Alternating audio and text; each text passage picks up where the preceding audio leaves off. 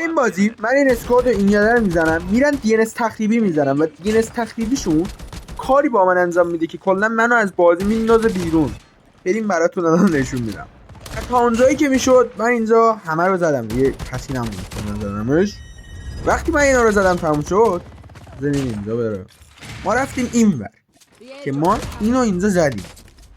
بعدش یه حرکت تکنیکیان اینجا میخوام بهتون یاد بدم بچه‌ها، برای کسانی که با کلاس تریکسر آپگرید بازی میکنن. بچه‌ها ما وقتی تریکسر آپگرید داشته باشین کلاستون رو بزنید، همون چند ثانیه اول ریجستریتون یکم بالاتر میره و تیراتون سریعتر میکنه. اینو یادتون باشه. آقا اینجا من اینو زدم و توی این اینستاگرام کلیپ هست پسر میاد میگه به به جوجه کباب، به به جوجه کباب.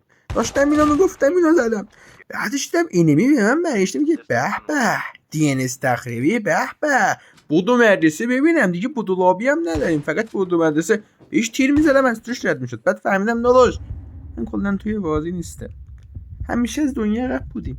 رفتیم. خداحافظ.